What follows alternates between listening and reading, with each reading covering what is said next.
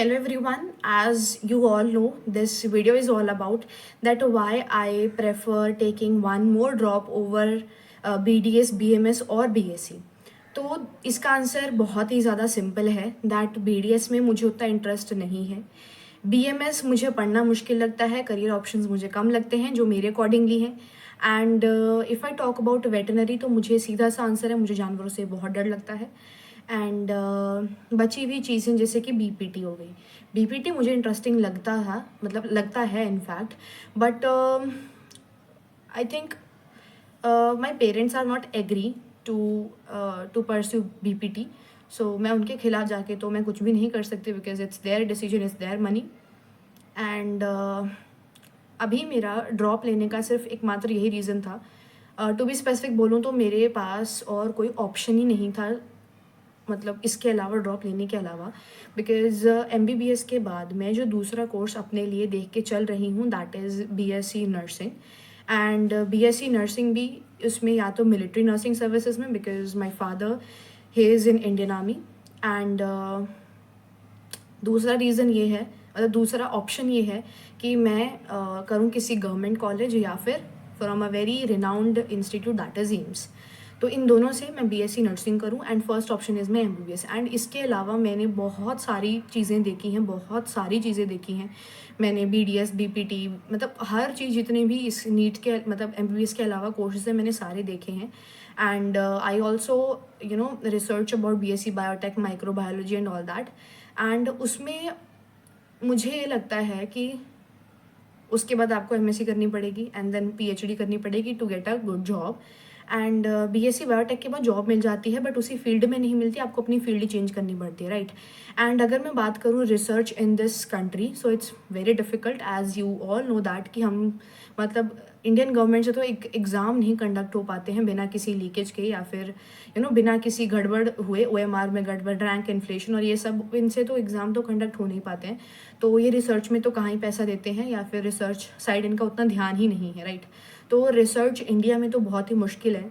So we have to go foreign और something. But ये भी नहीं पता कि मेरे को एक और चीज़ लगती है कि अगर कोई बच्चे बोलते हैं ना कि BDS कर लो, फॉरेन में बहुत ऑप्शंस हैं या कुछ है, तो मेरा एक ये मानना है या फिर कि मेरी ओवर थिंकिंग इस चीज़ का, मतलब ये चीज़ रिजल्ट लेके आई है कि जब तक मैंने अपनी ग्रेजुएशन कंप्लीट करनी है, लाइक 2031, 2032, 30, मतलब इतना बहुत समय हो जाएगा, बेसिकली 4-5 साल बाद तो यही होने वाला है. तब तक क्या फॉरेन कंट्रीज़ जो हैं वो इंडियन स्टूडेंट्स को लेना, मतलब प्रेफर करेंगी या फिर नहीं करेंगे. बिकॉज जिस अमाउंट में इंडियन स्टूडेंट्स फॉरेन में जा रहे हैं, अब्रॉड जा रहे हैं, तो मुझे लगता है कुछ भी हो सकता है, राइट. तो वाई टू टेक, मतलब उनका सहारा कि भाई हमें फ़ॉरेन में ये मिल जाएगा, ये मिल जाएगा, कुछ हो जाएगा. अगर फ़ॉरेन जाने का मतलब है किसी का मन या कुछ, तो वो अभी से जाओ, ठीक है, अभी से जाओ, अभी कुछ मतलब है. बट हम फ्यूचर ये अपना कैसे प्रिडिक्ट कर सकते हैं कि तब हम चले जाएंगे फ़ॉरेन, ये हो जाएगा, वो हो जाएगा. तो मतलब वी कांट प्रिडिक्ट, क्योंकि फिर आपकी कोई सुनने वाला भी नहीं होगा और आपकी डिग्री ऐसी होगी जो इंडिया में तो बिल्कुल वर्थ इट नहीं है एंड फॉरेन में आपके पास जाने का स्कोप ही ख़त्म है. तो तब आप क्या करोगे जब आपकी एज भी जा चुकी होगी, मतलब किसी एक दोबारा UG एंट्रेंस के लिए प्रिपरेशन के लिए, एंड आप अपना कोर्स भी कंप्लीट कर चुके होगे. और प्राइवेट में अगर आप कर रहे हो तो आपका पैसा भी जाएगा एंड आपके पास जॉब भी नहीं होगी उतनी.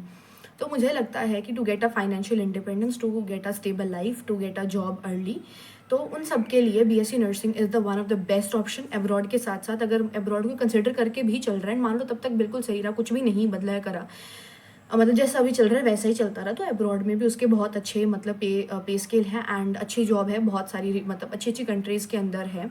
तो मतलब ऐसा नहीं किसी स्पेसिफिक कंट्रीज़ के अंदर ही ज़रूरत है नर्सिंग स्टूडेंट्स की. तो all over the world nursing student की डिमांड रहती ही रहती है ऑलवेज़. अगर MBBS स्टूडेंट्स की सीट्स बढ़ रही है तो वो हॉस्पिटल्स भी खोलेंगे, कुछ करेंगे, and they obviously they want nursing staff, चाहे वो गवर्नमेंट हो चाहे वो प्राइवेट सेक्टर में हो, राइट. एंड अगर इंडिया की बात करें तो इंडिया में भी बाकी BSCs के कंपैरेटिवली इस BSc नर्सिंग की ज़्यादा डिमांड है. एंड डिमांड के साथ साथ पे स्केल भी अच्छा है. एंड ये नहीं है कि आप मास्टर्स करोगे तभी जाके आपको कोई जॉब मिलेगी, या तभी मास्टर्स करोगे तब आपको कोई अच्छी एक, मतलब रिनाउंड कोई जॉब मिल सकेगी, या फिर कोई पे स्केल थोड़ा ठीक रहेगा, राइट. एंड तो मतलब यही रीज़न था कि why I am taking drop. भले ही मतलब it's very difficult to you know rewriting that और बेसिकली री-राइटिंग और rereading that whole stuff, but मतलब it is what it is, आपको यही करना पड़ेगा जब आपके पास कोई ऑप्शन नहीं बचता है, राइट। एंड मैंने आपको बाकी कोर्सेज का तो बता ही दिया। First is MBBS, I am considering that, and second one is that is BSc nursing from AIIMS, और MNS की भी जो मतलब एंट्रेंस होती है वो नीट के थ्रू ही होती है। एंड इस साल भी मैं सोच रही हूँ कि MNS का फॉर्म मैं भर दूँ, बट द थिंग इज़ कि मेरा नीट का स्कोर आई थिंक उतना नहीं है कि मैं शॉर्ट लिस्ट हो पाऊँ। हो भी सकती हूँ वैसे, मतलब ऐसा नहीं है, शॉर्ट लिस्ट हो भी सकती हूँ, नहीं भी हो सकती, तो वो चीज़ है थोड़ा सा। एंड इस बार अगर हो जाता है तो बेस्ट है, नहीं तो मतलब मुझे चांसेस तो वैसे कम ही लग रहे हैं, इसलिए I am considering for the next year, जिसके लिए भी नीट स्कोर, एक स्पेसिफिक नीट स्कोर चाहिए रहेगा। एंड अगर मान लो कि अगले साल भी नीट में कुछ ऐसा ही स्कैम होता है, तो उसके अलावा मेरे को हर एग्ज़ाम में तो स्कैम नहीं हो जाएगा ना। एंड स्टेट लेवल के भी जो एंट्रेंसेस है वो मैंने इस साल वो भी नहीं दिए थे, तो मुझे मतलब अगले साल में उनके लिए भी अपीयर होंगी। तो मतलब ये है कि इस बार ड्रॉप लेने का यही कारण था कि मैंने अपने लिए उतने रास्ते खोल के नहीं रखे कि मैं ये नहीं तो ये कर लूँगी। I am totally dependent upon NEET, और यही सबसे मेरी बड़ी गलती थी, एंड जो मैंने पहले भी आप लोगों को बहुत बार बताया है, एंड मैं बार बार दोहराती रहूँगी जब तक मुझे कॉलेज नहीं मिल जाता, जब तक मैं कॉलेज नहीं चली जाऊँगी, तो ये रिग्रेट तो मुझे रहने ही वाला है। बट ठीक है, मेंटली स्ट्रांग होकर थोड़ा सा ओरिएंटेड होकर पढ़ना ही पड़ेगा, इसलिए मैंने टीचर्स वगैरह भी चेंज किए हैं इस बार अपने, एंड थोड़ा सा तरीका भी बदला है पढ़ने का। एंड अभी तक मैंने उतना पढ़ना स्टार्ट नहीं किया है, क्योंकि तभी तक कोई बैच वैच नहीं है कुछ स्पेसिफिक, मैंने भी मतलब वो मूड आने में थोड़ा टाइम लग रहा है, बट इट्स ओके, मतलब कर लूँगी। मतलब ऐसा है कि जब मैं किताब उठा के बैठती हूँ तो ऐसा नहीं कि फेंक देने का मन करता, कुछ करता नहीं है, तो मैं पढ़ लेती हूँ। अभी अभी जितना मैं 3-4 दिन में ट्राई किया है, पढ़ने का ट्राई किया है, तो मैं पढ़ पा रही हूँ, बट उतना नहीं जितना मैं पहले पढ़ पा, जिस मोमेंटम से मैं पहले पढ़ पाती थी। सो यही है कि अगस्त तक आते आते बिल्कुल चीज़ें मैं सेटल करने की कोशिश करूँगी, क्योंकि ऑलरेडी टाइम बहुत कम है, एंड वही है कि फिर आप रिग्रेट करते फिर रह जाओगे, एंड कुछ भी नहीं बचेगा, और फिर वही कि जिस चीज़ों का मैं अभी मैं मना कर रही हूँ वो चीज़ मुझे करनी पड़ जाएंगी।